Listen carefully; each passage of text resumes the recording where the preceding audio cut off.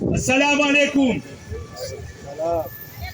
Me voilà à nouveau devant vous pour parler encore de l'opération Wabouchou, honteusement mise en place par la France et avec la complicité de voyous qui ont pris notre pays en otage. Permettez-moi d'abord de rappeler à Assoumani Azali l'histoire d'un vrai patriote. L'ancien président Ali Swali, paix à son âme. Mais, comme dit-on, un homme n'est pas un homme. Et ce n'est pas parce que l'on vient de Hambou qu'on a la même signification du patriotisme. Mes chers compatriotes, rappelons-nous du Kafal Djangaya où des milliers de Comoriens furent chassés et tués à Madagascar.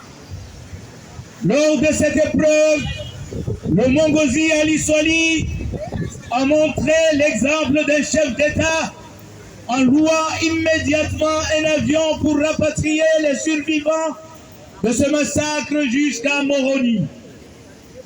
Une fois sur place, un accompagnement social et psychologique en a suivi jusqu'à l'intégration totale dans la société de nos frères et sœurs.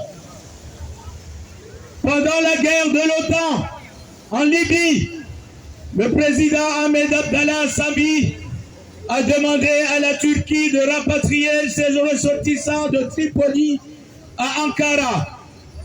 Une fois là-bas, des solutions pour rentrer à Moroni étaient appropriées. Assoumani Azali, président de l'Union africaine, pigeon volant, il n'a fait aucun déplacement sur la guerre au Soudan. Pourtant, l'Union africaine s'active pour trouver une solution. Heureux des bruits de bottes, et on ne parle plus de canons. Azali n'a même pas un début de solution pour les étudiants comoriens pris au piège à Khartoum. Le patriotisme a disparu aux Comores. Ni le Covid-19 en Chine, où toutes les nations sont parties récupérer leurs ressortissants, ni la guerre en Ukraine, où on a vu la galère de nos compatriotes, ni le conflit au Soudan, où même l'Aïd el-Fitr n'est plus célébré. L'opération Wambouchou continue ses ravages. Ce cafard plus puissant que celui de Ndjangaya se profile à l'horizon.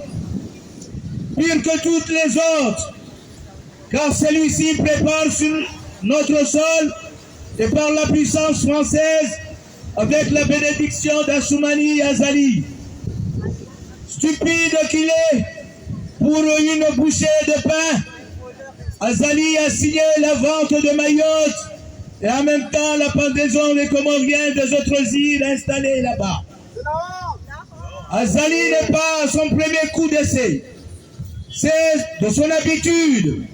C'est lui qu'en tant que chef d'état-major est parti se cacher dans les toilettes de l'ambassade de France au moment où on avait besoin de lui. Au lieu de mobiliser l'armée qui était sous la responsabilité et montrer son patriotisme lorsque le pays est attaqué, il a pris ses jambes à son cou, laissant ses camarades de lutte dans la merde. Et c'est lui-même qui, en 1999, a orchestré un coup d'État pour prendre le pouvoir, trahissant ainsi nos institutions, notre constitution et toute la nation. Et bien sûr, la liste de ces forfaitures est longue. Aujourd'hui, il ne compte pas s'arrêter de si bon chemin. La signature de la vente de Mayotte par son ancien ministre des Affaires étrangères et la trahison de trop. Oui, je le dis haut et fort, il mérite le châtiment suprême. Chers compatriotes, beaucoup de choses se disent injustement et abusivement au sujet de Mayotte. Rappelons, cela fait maintenant 4 semaines que nous nous sommes saisis de cette affaire. Notre objectif est d'abord d'alerter la communauté internationale l'État français, l'Union africaine et notre communauté sur l'opération Wambushu. Félicitons-nous, car en ce sens, on peut dire que nous avons réussi. D'ailleurs, je profite pour adresser un grand merci à nos compatriotes qui, malgré le silence du gouvernement illégitime, ils sont clairement saisis de ce dossier pour dénoncer avec force cette attitude raciale et xénophobe de la part de la puissance française qui a colonisé le monde entier pendant des siècles. Surtout que l'opération en question vise les Comores, là où la France exerce encore son influence par sa présence à Mayotte, un territoire profondément comorien, une terre africaine, noire et musulmane. J'adresse aussi mes sincères remerciements à nos frères et sœurs africains et du reste du monde qui sont justement ralliés à la cause de la communauté comorienne du pouvoir abusif de la puissance française. Rappelons qu'à Mayotte, des migrants d'origine africaine, malgaches, arabes et du reste des autres îles des Comores ont toujours cohabité depuis des siècles, partageant les mêmes valeurs religieuses, culturelles et linguistiques jusqu'à ce jour. Tous les Mahorais sont des descendants d'immigrés. Certains ne connaissent pas leur descendance ou tout simplement nient leur origine. À l'instar de la députée Estelle Youssoufa, dont son père, même incinéré comme un mécréant, porte le nom du prophète Youssouf alayhi salam. Estelle Youssoufa est de père Mgazidia. Au dire des hommes, des femmes politiques et des acteurs de la société civile, la crise qui secoue Mayotte aujourd'hui est le résultat des 30 années de politique mal engagée à Mayotte et dans cette région de l'océan Indien et du canal Mozambique en particulier. Il y a lieu de croire, selon les différents acteurs économiques de l'île et de la société civile, que le sort de Mayotte dépend de son environnement géographique et économique, et en premier lieu ses voisins des Comores, car de toute évidence on ne peut pas construire un paradis au milieu d'un enfer. Rappelons-nous qu'à côté de cette misère masquée, loin des grandes métropoles françaises, l'eau manque cruellement à Mayotte, malgré le prix de celle-ci qui bat tous les records planétaires. Les habitants sont rationnés au rythme des coupures à répétition tous les mois. Est-ce là aussi la faute à l'immigration? Pourtant, Mayotte expulse 70 personnes au minimum par jour, soit plus de 2000 personnes reconduites à la frontière tous les mois. Mayotte a expulsé 25 380 personnes en 2022, plus que les expulsions opérées en France au cours de la même année. En France, seuls 19 820 reconduites à la frontière ont été opérées et 3 615 étrangers délinquants expulsés en 2022. Alors peut-on réellement penser que l'opération Wambushu, envisagée par le gouvernement français, est la solution? Je ne suis pas convaincu. Dans ce cas, cette opération n'a pas de sens, discrédite et ternit l'image de la France, pays de droits de l'homme. Mes chers compatriotes, nous ne devons rien lâcher. L'angoisse monte à Mayotte, mais aussi à Bovo, avec l'opération Wambushu. En effet, Darmanin joue sa réputation de père à la matraque et d'expulseur en chef et anti-musulman.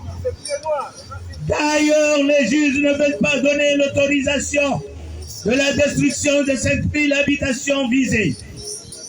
Mes chers camarades, mesdames et messieurs, oui, nous devons ensemble continuer la lutte et la sensibilisation de tous à ce sujet. afin que cesse cette injustice opération. Mpaka Daoulaya Haki, je vous remercie. Merci, Dr Walid Ben Ali. Chers amis, vous qui nous écoutez, vous qui nous regardez ici, à la place de la République, d'après l'opération qui vient de se passer actuellement même à Mayotte, la France vient de confirmer que c'est elle qui a tué plus de 30 000 Comoriens dans la mer entre Anjouan et Mayotte. C'est elle qui a tué plus de 30 000 habitants, 30 000 Comoriens, dans des bateaux de fortune, dans des embarquements de fortune, entre la mer d'Anjouan et la mer des Comores. Nous ne pouvons que dire aux Français, les Français doivent le savoir, que les dirigeants français mettent la zizanie aux Comores. Elles mettent la zizanie à Mayotte.